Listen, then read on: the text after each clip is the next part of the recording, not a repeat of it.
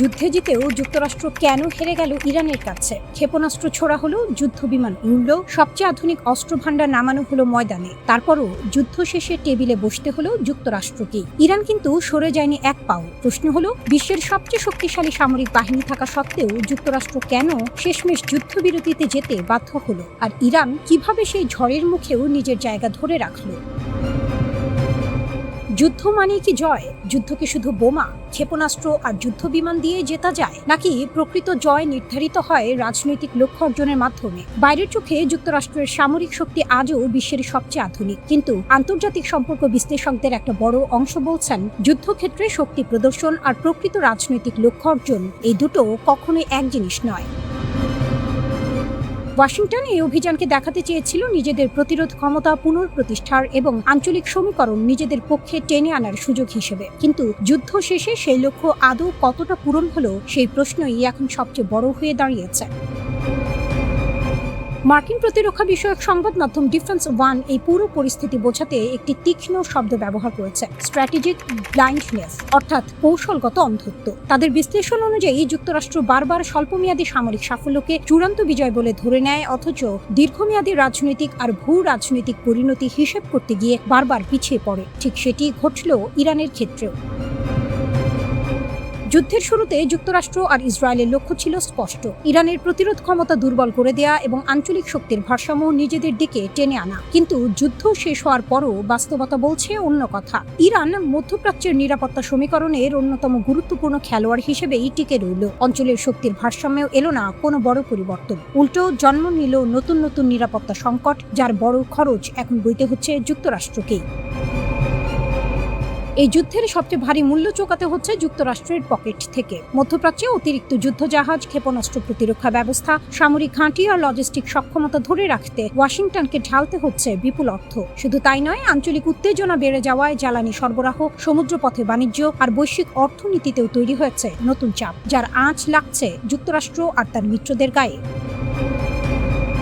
কূটনৈতিক ফ্রন্টেও চাপ কম নয়। যে সংকট তৈরিতে নিজেদের ভূমিকা ছিল, সেই সংকট সামাল দিতেই এখন বিপুল রাজনৈতিক শক্তি খরচ করতে হচ্ছে যুক্তরাষ্ট্রকে। আর যুদ্ধ যত দীর্ঘ হয়েছে, ততই সংকুচিত হয়েছে তাদের সিদ্ধান্ত নেওয়ার স্বাধীনতা। একদিকে আঞ্চলিক যুদ্ধ ছড়িয়ে পড়ার শঙ্কা, অন্যদিকে মধ্যপ্রাচ্যের ঘাঁটিগুলোর নিরাপত্তা, জ্বালানি রুটের ঝুঁকি আর ভেতরে ভেতরে বাড়তে থাকা রাজনৈতিক চাপ, সব মিলিয়ে পরিস্থিতি জটিল থেকে জটিলতর হয়ে উঠেছে। ডিফেন্স ওয়ানের বিশ্লেষণে উঠে এসেছে আরেকটি গুরুত্বপূর্ণ দিক, পশ্চিমা জোটের ভেতরকার দূরত্ব। ইউরোপের অনেক দেশের ধারণা, যুক্তরাষ্ট্রের নেওয়া বেশ কিছু সিদ্ধান্তে তাদের মতামতকে যথেষ্ট গুরুত্ব দেওয়া হয়নি, অথচ যুদ্ধের অর্থনৈতিক আর নিরাপত্তাগত বোঝা তাদেরও কাঁধে নিতে হচ্ছে। ফলাফল, দীর্ঘমেয়াদে ওয়াশিংটনের নেতৃত্বের প্রতি মিত্রদের আস্থা টলে যাওয়ার আশঙ্কা এখন বাস্তব।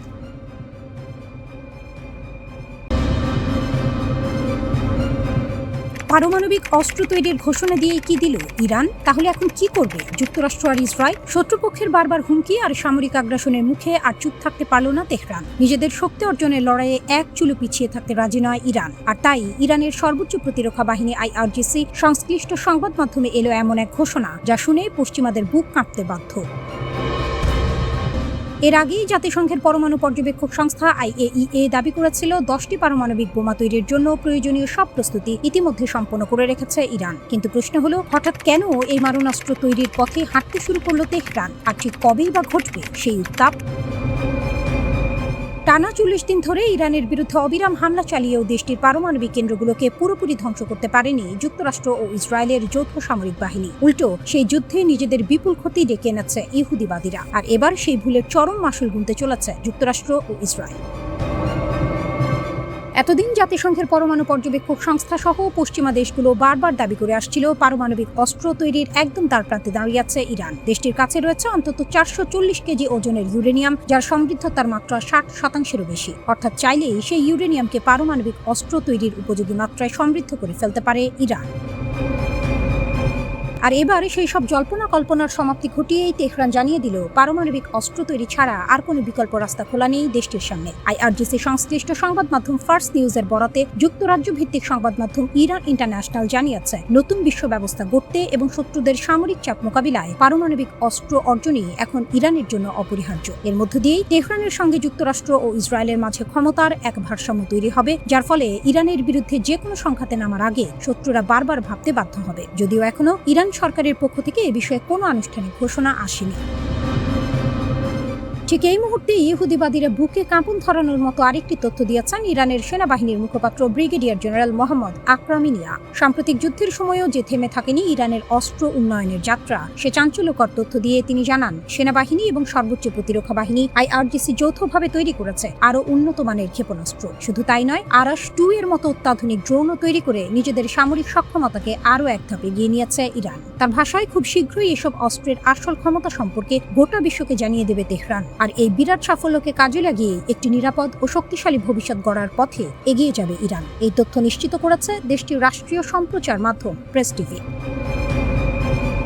অন্যদিকে ইরান যাতে কোনোভাবেই পারমাণবিক অস্ত্র তৈরি করতে না পারে, সে লক্ষ্য বাস্তবায়নে এখনো মরিয়া ইসরায়েলের প্রধানমন্ত্রী বেনিয়ামিন নেতানিয়াহু। এমনকি মার্কিন প্রেসিডেন্ট ডোনাল্ড ট্রাম্পও আবারও তার চিরচেনা আগ্রাসী সুরে হুঁশিয়ারি দিয়ে বলেছেন, প্রয়োজনে ইরানের বিরুদ্ধে আবারও সামরিক পদক্ষেপ নেয়ার পথেই হাঁটবে যুক্তরাষ্ট্র। আর তেমনটা ঘটলে নাকি ইরানের আর কোনো অস্তিত্বই অবশিষ্ট থাকবে না।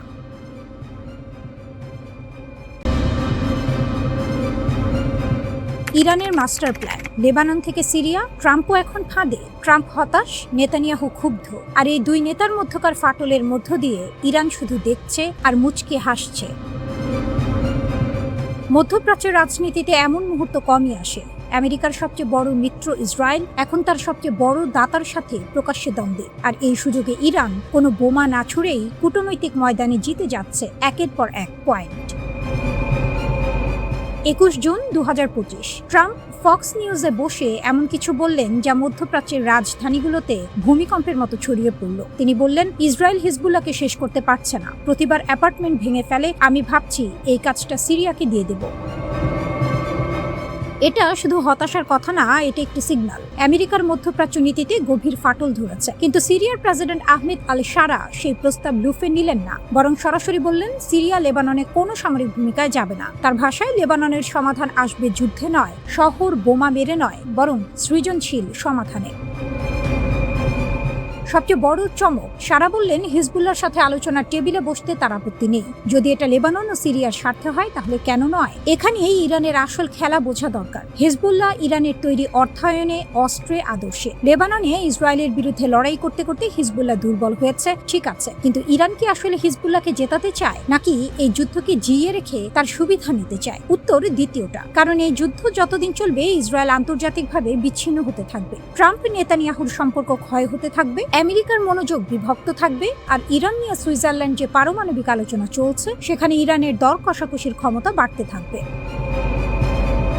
ট্রাম্প নিজেই স্বীকার করলেন হিজবুল্লাহ হলো ছোট যুদ্ধ, বড় ডিল হলো ইরান। আর সেই বড় ডিলের টেবিলে ইরান এখন শক্ত হাতে বসে আছে, কারণ লেবাননে আগুন জ্বলছে। ট্রাম্প কেন এত বিরক্ত? ট্রাম্পের হতাশার কারণ একটাই, টাইমিং। যখনই ইরানের সাথে চুক্তির কাছাকাছি পৌঁছায় আমেরিকা, তখনই বৈরুতে বিস্ফোরণ হয়, সাধারণ মানুষ মরে, ক্যামেরায় ধ্বংসের ছবি ভাসে, আর পুরো কূটনৈতিক মোমেন্টাম নষ্ট হয়ে যায়। তিনি বললেন, আমি লেবাননে হামলা পছন্দ করি না, বিশেষত বৈরুতের ভেতরে চুক্তি সইয়ের ঠিক আগে। এটা শুধু আবেগের কথা নয়, এটা কৌশলের কথা। ইসরায়েলের প্রতিটা আক্রমণ ইরানের সাথে বড় চুক্তির পথকে কঠিন করছে। নেতানিয়াহু কি বললেন? নেতানিয়াহু পাল্টা দিলেন দৃঢ়ভাবে। তিনি বললেন, আমি ইসরায়েলের স্বার্থে দাঁড়াই। ট্রাম্প আমার কথা শোনেন না, আমিও তার কথা পুরোপুরি মানি না। আমরা দুটো স্বাধীন দেশের নেতা। আর তিনি স্পষ্ট করলেন, গাজায়, সিরিয়ায়, লেবাননে ইসরায়েলের নিরাপত্তা অঞ্চল থাকবে যতদিন দরকার। এই দ্বন্দ্ব এখন প্রকাশ্য, আর ইরান এই ফাটলটাকেই তার সবচেয়ে বড় সম্পদ হিসেবে ব্যবহার করছে। মধ্যপ্রাচ্যের এই জটিল দাবার বোর্ডে ইরান একটি পুরনো কৌশল খেলছে, নিজে না লড়ে অন্যদের দিয়ে লড়িয়ে সুবিধা নেয়া। হিজবুল্লাহ তার হাতিয়ার, লেবানন তার রণক্ষেত্র, আর ট্রাম্প নেতানিয়াহুর দ্বন্দ্ব তার বোনাস।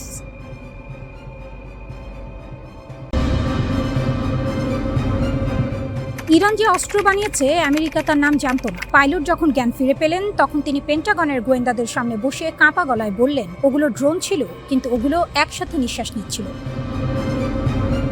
এপ্রিল 2025 ইরানের আকাশ একটি আমেরিকান F-15 যুদ্ধবিমান ভূপাতিত হলো। ইতিহাসে প্রথমবারের মতো ইরানের আকাশে মার্কিন যুদ্ধবিমান গুলি করে নামানো হলো, কিন্তু কিভাবে, কোন ক্ষেপণাস্ত্রে, কোন রাডারে?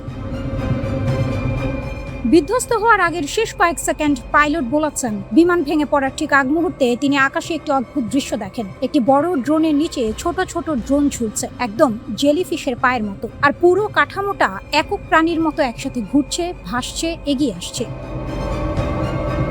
প্রত্যক্ষদর্শী এক কর্মকর্তার ভাষায় ভিন গ্রহের কাণ্ড কারখানা। আরেকজন বললেন, আকাশের ড্রোনের মাইনফিল্ড। 4টি আলাদা গোয়েন্দা সূত্র এই বর্ণনা নিশ্চিত করেছে ড্রোনগুলো আলাদা আলাদা ছিল না, ওরা একে অপরের সঙ্গে যুক্ত হয়ে একটাই জীবন্ত কাঠামো তৈরি করেছিল। কারিগরি ভাষায় ওর নাম ওয়ান টু মেনি মেশড নেটওয়ার্কিং। এই প্রযুক্তি আসলে কি? সাধারণ ড্রোন আক্রমণে একটা ড্রোন একটি লক্ষ্যে ধেয়ে যায়। আধুনিক প্রতিরক্ষা ব্যবস্থা সেটা ধরতে পারে, গুলি করতে পারে, ধ্বংস করতে পারে। কিন্তু যদি একসাথে 50টি ড্রোন একটাই মস্তিষ্কের নির্দেশে চলে, যদি ওরা পরস্পরের সঙ্গে যোগাযোগ করতে করতে আকৃতি বদলাতে পারে, একটাকে গুলি করলে বাকিরা দলছুট না হয়ে বরং নতুন ছক কষে এগিয়ে আসে, তখন আর এটা একটা ড্রোন নয়, এটা একটি জীব, একটা ঝাঁক, একটা চিন্তাশীল আক্রমণ। মার্কিন ড্রোন বিশেষজ্ঞ এমা বেটস বলেছেন, এই ধরনের সমন্বিত ড্রোন ঝাঁক যদি বিস্ফোরক বহন করে নিখুঁতভাবে আকৃতি বজায় রেখে আক্রমণ চালাতে পারে, তাহলে যে কোনো দেশের প্রতিরক্ষা ব্যবস্থার জন্য সেটা ব্যয়বহুল দুঃস্বপ্ন। কারণ এক একটা ইন্টারসেপ্টর মিসাইলের দাম লক্ষ লক্ষ ডলার, আর ড্রোনের ঝাঁক আসে হাজার হাজার। এতদিন এই প্রযুক্তি শুধু চীন আর রাশিয়ার কাছে আছে বলে ধারণা ছিল। এখন প্রশ্ন, ইরান কোথা থেকে পেল? ইরান যেভাবে খেলা পাল্টে দিল। ইরানের ড্রোন গল্পটা পুরনো। ইউক্রেন যুদ্ধে রাশিয়া ইরানি শাহী ড্রোন ব্যবহার করে ইউরোপকে চমকে দিয়েছিল। সস্তা, সহজ, কিন্তু কার্যকর। কিন্তু সেটা ছিল প্রথম অধ্যায়। দ্বিতীয় অধ্যায়ে ইরান শুধু সস্তা ড্রোন বানায়নি, তারা ড্রোনকে চিন্তা করতে শিখিয়েছে, ঝাঁক মারতে শিখিয়েছে, একসাথে শ্বাস নিতে শিখিয়েছে। বিশেষজ্ঞরা মনে করছেন, রাশিয়া বা চীনের প্রযুক্তি সহায়তায় ইরান এই ক্ষমতা অর্জন করেছে। ইউক্রেনের রণাঙ্গন ছিল পরীক্ষাগার, মধ্যপ্রাচ্য হলো বাস্তব মঞ্চ। এবং সেই মঞ্চে এপ্রিল মাসে যা ঘটলো, একটা F-15 মাটিতে পড়লো, সেটা শুধু একটি বিমান ভূপাতিত হওয়ার গল্প নয়, সেটা একটি বার্তা। পেন্টাগনের ভেতরে এখন কি চলছে? পাইলটের বর্ণনা দিয়ে খোদ মার্কিন গোয়েন্দা সংস্থার কর্মকর্তাদের মধ্যে দুটো দল তৈরি হয়েছে। একদল বলছে পাইলট সেদিন মাথায় কনকাশন পেয়েছিলেন, এটা তার দ্বিতীয়বার বিমান বিধ্বস্তের ঘটনা। আগেরবার কুয়েতি বাহিনীর ফ্রেন্ডলি ফায়ারে বিমান পড়েছিল। মানসিক ট্রমায় মানুষ অনেক কিছু দেখে যা আসলে থাকে না। আরেক দল বলছে 4টি স্বাধীন গোয়েন্দা সূত্র এই ঘটনা নিশ্চিত করেছে এটা এক পাইলটের হ্যালোসিনেশন নয়। মার্কিন এয়ারফোর্স বা সেন্ট্রাল কমান্ড এখনো আনুষ্ঠানিক কোনো মন্তব্য করেনি। সেই নীরবতাটাই সবচেয়ে জোরালো বক্তব্য।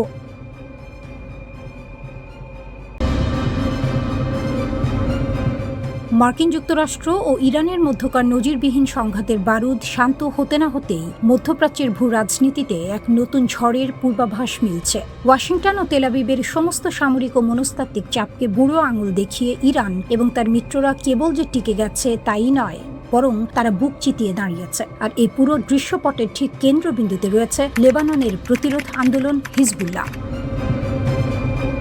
আমেরিকার দম্ভ চূর্ণ করে এবং ইসরায়েলি সামরিক আগ্রাসনকে ব্যর্থ দাবি করে ইরান ও হিজবুল্লাহ এখন মধ্যপ্রাচ্যের ক্ষমতার ভারসাম্য নিজেদের পক্ষে নেয়ার খেলায় মেতেছে। যুদ্ধবিরতি হয়তো কামানের গর্জন থামিয়েছে, কিন্তু আঞ্চলিক আধিপত্য ও প্রভাব বিস্তারের আসল মনস্তাত্ত্বিক লড়াইটি কেবল শুরু হলো। যুদ্ধবিরতির পরপরই এক অগ্নিগর্ভ টেলিভিশন ভাষণে হিজবুল্লাহ প্রধান নাইম কাশেম ইসরায়েলের সামনে স্পষ্ট ও কঠোর শর্ত ছুড়ে দিয়েছেন। হিজবুল্লাহর এই বার্তা কোনো নমনীয়তা নয়, বরং চরম লিভারেজ বা সুবিধাজনক অবস্থানে থেকে দেয়া একটি হুঙ্কার। কাশেমের দাবি অত্যন্ত সোজাসাপটা, পূর্ণাঙ্গ প্রত্যাহার। ইসরায়েলকে লেবাননের প্রতি ইঞ্চি ভূখণ্ড থেকে সম্পূর্ণ এবং একটি নির্দিষ্ট সময়সীমার মধ্যে চলে যেতে হবে। কোনো বাফার জোন নয়, কোনো আংশিক পিছু হটা, তথাকথিত বাফার জোন বা আপোষের কোনো সুযোগ নেই। সার্বভৌমত্ব পুনরুদ্ধার। লিতানি নদীর দক্ষিণে কেবল লেবাননের সেনাবাহিনী মোতায়েন থাকবে এবং আকাশ, স্থল ও সমুদ্র পথে ইসরায়েলি আগ্রাসন সম্পূর্ণ বন্ধ করতে হবে। কাশেম অত্যন্ত চতুরতার সাথে লেবাননের অভ্যন্তরীণ রাজনীতিকেও এক বার্তা দিয়েছেন। তিনি সাফ জানিয়েছেন, লিতানি নদীর দক্ষিণে লেবানন সেনাবাহিনী এবং হিজবুল্লাহর মধ্যকার পারস্পরিক নিরাপত্তা ও সহযোগিতা কেমন হবে তা সম্পূর্ণ তাদের অভ্যন্তরীণ বিষয়। এতে ইসরায়েলের নাক গলানোর বা কোনো কিছু জানার অধিকার নেই। হিজবুল্লাহ নিজেকে লেবানন রাষ্ট্রের সার্বভৌমত্বের সবচেয়ে বড় গ্যারান্টি হিসেবে উপস্থাপন করছে, যা আমেরিকার অহংকার গুড়িয়ে দিয়েছে। হিজবুল্লাহর এই আকস্মিক আত্মবিশ্বাসের মূল জ্বালানি আসছে তেহরান থেকে। ইতিহাসের অন্যতম বিপজ্জনক ও সরাসরি মার্কিন ইসরায়েলি হুমকির মুখোমুখি হয়েও ইরানের শাসন ব্যবস্থা কেবল টিকেই থাকেনি, বরং নিজেদের অক্ষকে অক্ষত রাখতে পেরেছে। তেহরানের নেতারা এই সংঘাতের সমাপ্তিকে মার্কিন অর্থনৈতিক ও সামরিক চাপের বিরুদ্ধে এক মহাকাব্যিক বিজয় হিসেবে উদযাপন করছেন। ইরানের এই রাজনৈতিক ও সামরিক টিকে থাকা পুরো প্রতিরোধের অক্ষ, তা সে লেবানন, সিরিয়া কিংবা ইয়েমেনেই হোক না কেন, তাদের মধ্যে এই ধারণাকে দৃঢ় করেছে যে ওয়াশিংটন তেল আবিব জোট অপরাজেয় নয়। হিজবুল্লাহর হিসাব কষে দেখিয়েছে যে গত কয়েক মাসের তীব্র ইসরায়েলি বিমান হামলা, শীর্ষ নেতৃত্বের হত্যাকাণ্ড এবং আন্তর্জাতিক নিষেধাজ্ঞা সত্ত্বেও তাদের রাজনৈতিক সংকল্প ও সামরিক চেইন অফ কমান্ড ভেঙে ফেলা যায়নি। তারা প্রমাণ করতে চায় তারা এখনও ধ্বংসস্তূপের মধ্য থেকে উঠে দাঁড়িয়ে পোস্ট ওয়ার বা যুদ্ধোত্তর ল্যান্ডস্কেপের প্রধান খেলোয়াড় হিসেবে নিয়ন্ত্রণ বজায় রাখছে। হিজবুল্লাহ ও ইরানের এই চরম আগ্রাসী মনোভাবের পেছনে আরেকটি অত্যন্ত গুরুত্বপূর্ণ অনুঘটক কাজ করছে, তা হল মার্কিন যুক্তরাষ্ট্র এবং ইসরায়েলের মধ্যকার ক্রমশ দৃশ্যমান হতে থাকা ফাটল। উপরিকাঠামোতে ওয়াশিংটন যতই ইসরায়েলের অবিচ্ছেদ্য মিত্র হিসেবে নিজেকে জাহির করুক না কেন, সামরিক কৌশল, আঞ্চলিক উত্তেজনা বৃদ্ধি এবং যুদ্ধ পরবর্তী মধ্যপ্রাচ্যের ভবিষ্যৎ রূপরেখা নিয়ে হোয়াইট হাউস ও তেল আবিবের মধ্যে গভীর মতবিরোধ তৈরি হয়েছে।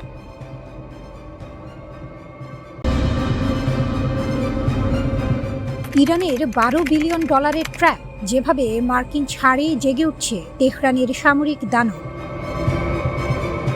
যে ইরানকে এক কোনায় চেপে ধরতে ওয়াশিংটন বছরের পর বছর নিষেধাজ্ঞার জাল বুনেছে, সেই ইরানই এখন মার্কিন সিদ্ধান্তের সুবাদে এক নতুন সমীকরণের কেন্দ্রে। যুক্তরাষ্ট্র ও ইরানের মধ্যকার 60 দিনের এক সাময়িক চুক্তি যেন তেহরানকে রাতারাতি বৈশ্বিক ভূ রাজনীতির মূল নায়কের আসনে বসিয়ে দিয়েছে। মার্কিন ছাড় ও ইরানের হাতে নতুন শক্তির চাবিকাঠি। সম্প্রতি যুক্তরাষ্ট্রের দেওয়া সামরিক ছাড়ের ফলে ইরানের তেল রপ্তানি, ব্যাংকিং লেনদেন এবং আন্তর্জাতিক বাণিজ্যে এক স্বস্তির নিঃশ্বাস পড়েছে। দীর্ঘদিন ধরে অবরুদ্ধ থাকা তেহরানের অর্থনীতিতে হুট করেই নতুন অর্থ ও সম্পদের জোয়ার আসার সুযোগ তৈরি হয়েছে। চুক্তির আওতায় ইরানের তেল বিক্রির ওপর থেকে নিষেধাজ্ঞা তুলে নেওয়া হচ্ছে এবং জব্দ করা $12 বিলিয়ন ফিরিয়ে দেওয়ার সিদ্ধান্ত হয়েছে।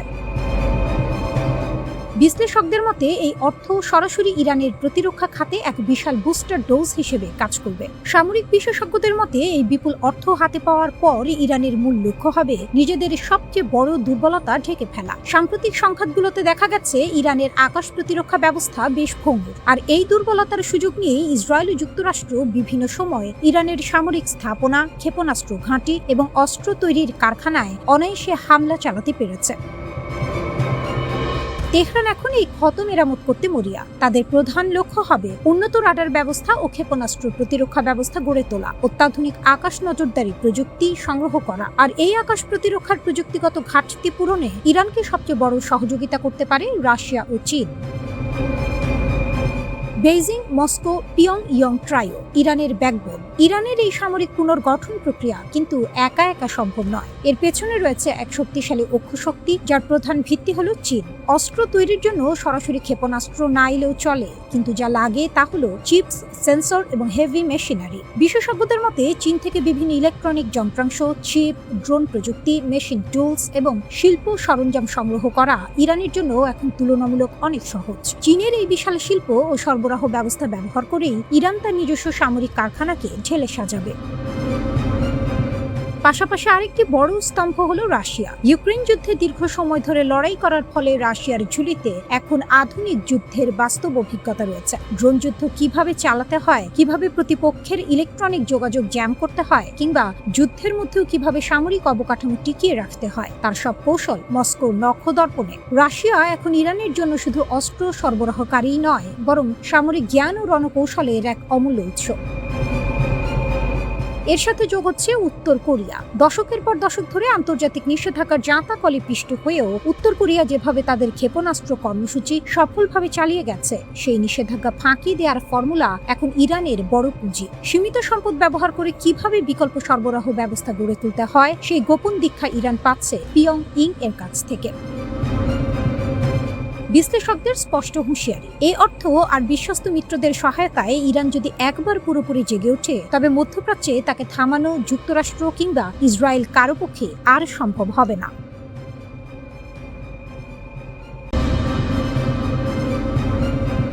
ইরান নয়, ইসরায়েলের আসল ভয় এখন তুরস্ক আর মিশর। কেন? দশকের পর দশক ধরে একটাই সমীকরণ চলে আসছিল, ইসরায়েলের ১ নম্বর শত্রু মানেই ইরান। পরমাণু কর্মসূচি, প্রক্সি মিলিশিয়া, হিজবুল্লাহ, সব রাস্তা তেহরানে গিয়ে শেষ হতো। কিন্তু এখন ইসরায়েলের নিজস্ব গণমাধ্যম এবং থিঙ্ক ট্যাঙ্কগুলো অন্য একটি প্রশ্ন তুলছে। আগামী দশকে আসল চ্যালেঞ্জ কি ইরান নাকি অন্য কেউ? উত্তরটা চমকে দেওয়ার মতো, তুরস্ক এবং মিশর। তুরস্ককে কেন হঠাৎ ভয় পাচ্ছে তেল আবিব? ইসরায়েলের প্রভাবশালী দৈনিক মারিভে সম্প্রতি একটি সামরিক বিশ্লেষণ প্রকাশিত হয়েছে। সেখানে সরাসরি বলা হয়েছে, তুরস্ক শুধু একটি আঞ্চলিক শক্তি নয়, এটি এমন একটি সামরিক ও প্রযুক্তিগত শক্তিতে পরিণত হচ্ছে যা পুরো মধ্যপ্রাচ্যের ভারসাম্য বদলে দিতে সক্ষম। ন্যাটোতে যুক্তরাষ্ট্রের পরই তুরস্কের অবস্থান। কয়েক লাখ সক্রিয় সেনা, আধুনিক যুদ্ধ সক্ষমতা, বিস্তৃত সামরিক অবকাঠামো, এটুকু হয়তো আগেও জানা ছিল। কিন্তু ইসরায়েলি বিশ্লেষকদের ঘুম কাটছে অন্য একটি বিষয়, তুরস্কের প্রতিরক্ষা শিল্প। একসময় বিদেশি অস্ত্রের উপর পুরোপুরি নির্ভরশীল এই দেশটি এখন নিজেদের সামরিক চাহিদার প্রায় ৮০% দেশীয় প্রযুক্তিতে মেটাচ্ছে। যুদ্ধবিমান, ড্রোন, ক্ষেপণাস্ত্র, সাঁজোয়াজান, নৌ প্রযুক্তি, প্রতিটি ক্ষেত্রে আঙ্কারা দ্রুত গতিতে এগিয়ে যাচ্ছে। আর তুর্কি ড্রোনের কথা তো এখন পুরো বিশ্বই জানে। ইউক্রেন থেকে আজারবাইজান বিভিন্ন সংঘাতে বাইরাক্তার ড্রোন যেভাবে যুদ্ধের গতিপথ বদলে দিয়েছে, সেটা নতুন করে সামরিক ভূগোলের হিসাব লিখিয়ে দিচ্ছে। ইউরোপ, আফ্রিকা, মধ্য এশিয়া সব জায়গায় তুরস্কের সামরিক প্রভাব ছড়িয়ে পড়ছে। কিন্তু শুধু অস্ত্র নয়, ইসরায়েলি বিশ্লেষকরা আরো বেশি চিন্তিত তুরস্কের কূটনৈতিক আক্রমণাত্মকতা নিয়ে। গাজা ইস্যুতে এরদোয়ানের কঠোর অবস্থান, ফিলিস্তিনের প্রতি প্রকাশ্য সমর্থন এবং মুসলিম বিশ্বের নেতৃত্বে নিজেকে প্রতিষ্ঠা করার সুস্পষ্ট প্রচেষ্টা, এই সবকিছু মিলিয়ে তেল আবিব একটি বহুমাত্রিক চ্যালেঞ্জ দেখছে। সামরিক শক্তি, প্রযুক্তিগত সক্ষমতা, রাজনৈতিক প্রভাব, কূটনৈতিক নেতৃত্ব, একসাথে এই 4টি মাত্রায় যে দেশ এগিয়ে যাচ্ছে, সেটাই দীর্ঘমেয়াদে সবচেয়ে বিপজ্জনক প্রতিদ্বন্দ্বী। মিশর শান্তি চুক্তির পরেও কেন যুদ্ধের আশঙ্কা? জেরুজালেমে অনুষ্ঠিত JMS ইন্টারন্যাশনাল পলিসি সামিটে হারুস সেন্টারের প্রধান নির্বাহী আহমিয়াদ কোহেন একটি বিস্ফোরক মন্তব্য করলেন। আগামী 15 বছরের মধ্যে মিশরের সঙ্গে যুদ্ধে জড়াতে পারে ইসরায়েল। কথাটা শুনলে হোঁচট লাগে, কারণ ইসরায়েল ও মিশর 1979 সালেই ঐতিহাসিক শান্তি চুক্তি করেছে। 4 দশকেরও বেশি সময় ধরে দুই দেশের মধ্যে নিরাপত্তা সহযোগিতা চলছে, সিনাই অঞ্চলে একসাথে সন্ত্রাস দমন করেছে। তাহলে কোহেন কোন ভিত্তিতে এই পূর্বাভাস দিচ্ছেন?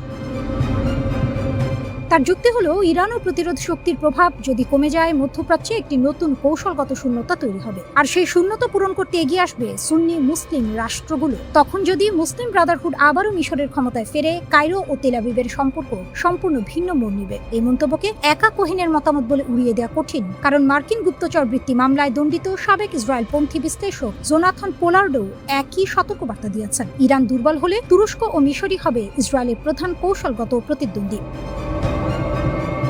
ইসরায়েল এখন একসঙ্গে একাধিক ফ্রন্টে চাপে আছে, গাজা, ইরান, লেবানন সীমান্ত।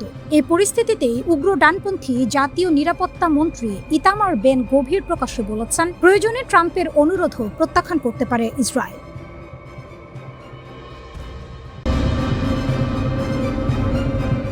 খামেনির রক্তের হিসাব, ইরান কি এবার সব শেষ করে দেবে?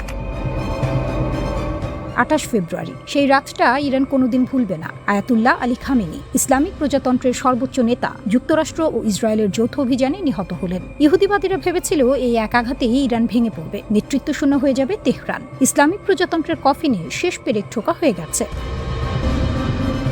কিন্তু তারা ভুল করেছিল, মারাত্মক ভুল, যে ভুলের দাম দিতে হবে। খামেনি হত্যার পরপরই ওয়াশিংটন ও তেল আবিব অপেক্ষা করছিল ইরানের পতনের জন্য, কিন্তু তেহরান পড়ে যায়নি, উঠে দাঁড়িয়েছে। এবং শুধু উঠে দাঁড়ায়নি, পাল্টে আঘাত করেছে এমনভাবে যা গোটা বিশ্বকে হতবাক করে দিয়েছে। পারস্য উপসাগরীয় অঞ্চলে মার্কিন যুক্তরাষ্ট্রের কমপক্ষে 21টি সামরিক ঘাঁটি মাটিতে মিশিয়ে দিয়েছে ইরানের সামরিক বাহিনী। একটি বা দুটি নয়, 21টি। প্রতিটি আঘাত ছিল সুনির্দিষ্ট, পরিকল্পিত, বিধ্বংসী। এরপরেও যারা ভাবছিলেন ইরান দুর্বল হয়ে গেছে, তারা এখন নতুন করে হিসাব মেলাচ্ছেন। কূটনীতির মাঝেও জয়, শুধু যুদ্ধের ময়দানে নয়, কূটনীতির টেবিলেও ইরান বাজিমাত করেছে। ইসরায়েলের প্রধানমন্ত্রী নেতানিয়াহু আর মার্কিন প্রেসিডেন্ট ট্রাম্পের মধ্যে যে ফাটল তৈরি হয়েছে, সেটা কম বড় ঘটনা নয়। বছরের পর বছর ধরে ওয়াশিংটন তেল আবিবের যে অটুট জোট, সেই জোটে চির ধরাতে পেরেছে তেহরান। যুদ্ধবিরতি আলোচনায় যুক্তরাষ্ট্রকে সমঝোতায় আসতে বাধ্য করেছে ইরান, চাপের কাছে নয়, নিজের শর্তে। এটা ছোট জয় নয়, প্রতিশোধ এখনো বাকি। ইরানের পররাষ্ট্রমন্ত্রী আব্বাস আরাকচি সাফ জানিয়ে দিয়েছেন, খামেনির হত্যায় জড়িতদের ক্ষমা করা হবে না, প্রতিশোধ নেওয়া হবে। খামেনি হত্যার পরপরই ইরান নেতানিয়াহুর কার্যালয় লক্ষ্য করে একাধিক ক্ষেপণাস্ত্র হামলা চালিয়েছিল। সেদিন ইসরায়েলি প্রধানমন্ত্রী কার্যালয়ে ছিলেন না, তাই বেঁচে গেছেন। কিন্তু তেহরান সেই চেষ্টা ছেড়ে দেয়নি, বরং আরও নিখুঁত পরিকল্পনায় সেই হিসাব বুঝে নেওয়ার পথ খুঁজছে। যে অস্ত্রের কথা দুনিয়া জানত না। ইরানের সশস্ত্র বাহিনীর জ্যেষ্ঠ কর্মকর্তা ব্রিগেডিয়ার জেনারেল আহমদ রেজা সম্প্রতি একটি অসাধারণ হুঁশিয়ারি দিয়েছেন। তিনি বলেছেন, ইরানের সামরিক বাহিনী এখনও তাদের সমস্ত সক্ষমতা মাঠে নামায়নি। মধ্যপ্রাচ্যের সীমানার বাইরেও নির্ভুলভাবে হামলা চালানোর মতো অস্ত্র তেহরানের কাছে প্রস্তুত আছে। ইউরোপ, মধ্য এশিয়া, এমনকি আরো দূরে মার্কিন ঘাঁটিগুলোও এখন ইরানের রাডারের বাইরে নয়। যুদ্ধবিরতির এই সময়কে ইরান ব্যবহার করছে নিজেকে আরো শক্তিশালী করতে। ক্ষেপণাস্ত্রের রেঞ্জ বাড়ানো হচ্ছে, নতুন অস্ত্র তৈরি হচ্ছে, শত্রুকে বিস্মিত করার প্রস্তুতি চলছে পুরোদমে। বর্তমানে যে যুদ্ধবিরতি চলছে সেটাকে ইরান বিশ্রামের সুযোগ হিসেবে নেয়নি। সামরিক বিশ্লেষকরা বলছেন, এই বিরতিকে কাজে লাগিয়ে ইরান পূর্বের চেয়ে আরও শক্তিশালী হয়েছে। ইসরায়েল বারবার যুদ্ধবিরতির শর্ত লঙ্ঘন করবে কিনা সেই আশঙ্কা তেহরানের মধ্যে আছে, আর সেই আশঙ্কা থেকেই ইরান বিশ্বাস করছে না যে শান্তি দীর্ঘস্থায়ী হবে। তাই প্রস্তুতি থামানো যাবে না। খামেনিকে হত্যা করে ইসরায়েল ও আমেরিকা ভেবেছিল ইরানের মেরুদণ্ড ভেঙে দিয়েছে, কিন্তু যে দেশ 21টি মার্কিন ঘাঁটি ধ্বংস করতে পারে, নেতানিয়াহুর কার্যালয়ে ক্ষেপণাস্ত্র পাঠাতে পারে, ট্রাম্প নেতানিয়াহুর জোটে ফাটল ধরাতে পারে, সেই দেশের মেরুদণ্ড ভাঙা যায় না। ইরান এখন শুধু টিকে নেই, ইরান পাল্টা আঘাতের অপেক্ষায় আছে। প্রশ্ন শুধু একটাই, কখন?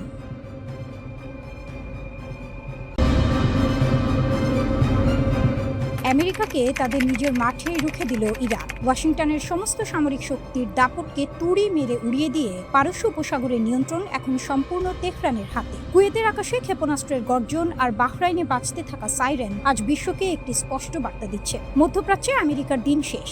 এখন রাজত্ব চলবে কেবল ইরানের। সবকিছু শুরু হয়েছিল স্ট্রেইট অফ হরমুজ বা হরমুজ প্রণালীতে। বিশ্বের মোট জ্বালানি তেলের প্রায় 1/5 পরিবাহিত হয় এই সরু জলপথ দিয়ে। আর এই স্ট্রেইট অফ হরমুজেই পানামার পতাকাবাহী তেলবাহী ট্যাঙ্কার এমটি কিকুর ওপর ড্রোন হামলা চালিয়ে ইরান প্রমাণ করে দিল এই অঞ্চলের পানির প্রতিটি ফোঁটার ওপর তাদের নজরদারি রয়েছে। মার্কিন প্রেসিডেন্ট ডোনাল্ড ট্রাম্পের সরাসরি নির্দেশে মার্কিন বিমান ও নৌবাহিনী ইরানের 10টি সামরিক ঘাঁটিতে পাল্টা হামলা চালালেও তেহরানকে দমানো যায়নি। বরং মার্কিন এই আগ্রাসনের জবাবে ইরান যে পাল্টা আঘাত হেনেছে তা হোয়াইট হাউসের ঘুম উড়িয়ে দেওয়ার জন্য যথেষ্ট। মার্কিন মিত্রদের বুকে কাঁপন, কুয়েত ও বাহরাইনে আঘাত। আমেরিকার ওপর ইরানের এই কৌশলী ও বীরত্বপূর্ণ আঘাতের পর কাঁপন ধরাচ্ছে মধ্যপ্রাচ্যে ওয়াশিংটনের তথাকথিত মিত্রদের বুকে। কুয়েতের আকাশ প্রতিরক্ষা ব্যবস্থা একের পর এক ধেয়ে আসা ইরানি মিসাইল ও ড্রোন ঠেকাতে গিয়ে রীতিমতো হিমশিম খাচ্ছে। দেশটির সামরিক বাহিনী নাগরিকদের শান্ত থাকার আহ্বান জানালেও আকাশের বিস্ফোরণের শব্দ তাদের ভেতরে চরম আতঙ্ক তৈরি করেছে। বাহরাইন আরো বড় ধাক্কা খেয়েছে। বাহরাইন পুরো দেশ জুড়ে এখন বাজছে বিমান হামলার সাইরেন। নাগরিকদের নির্দেশ দেওয়া হয়েছে নিকটবর্তী নিরাপদ আশ্রয়ে চলে যেতে। বাহরাইনের ক্ষোভের মূল কারণ হলো ইরান তাদের সার্বভৌমত্ব লঙ্ঘন করেছে, কিন্তু বাস্তবতা হলো বাহরাইন নিজেই আমেরিকার 5ম নৌবাহকে আশ্রয় দিয়ে এই অঞ্চলে ইরানের নিরাপত্তার জন্য হুমকি তৈরি করে রেখেছিল। ইরান কেবল তার নিজের প্রতিরক্ষায় সেই হুমকির উৎসকে স্তব্ধ করে দিয়েছে।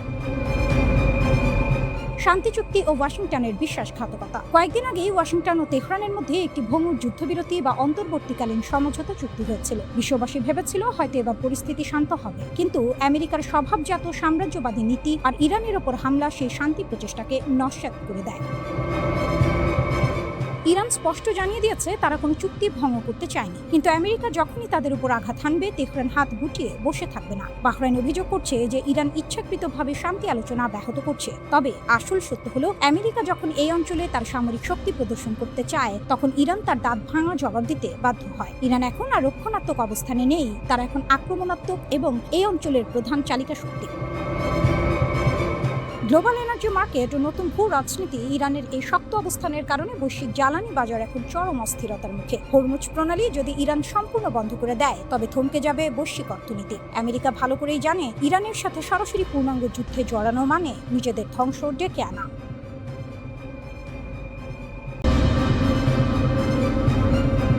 ইরানের গোপন অস্ত্র ভান্ডার, যুদ্ধের মাঝেই তৈরি হলো নতুন প্রজন্মের মারণাস্ত্র। 40 দিন ধরে বোমার আঘাত সামলাতেও ইরানের বিজ্ঞানীরা থামেননি। গবেষণাগারের আলো নেভেনি, কারণ তেহরান জানে যুদ্ধ শুধু ময়দানে জেতা যায় না, জিততে হয় প্রযুক্তিতে।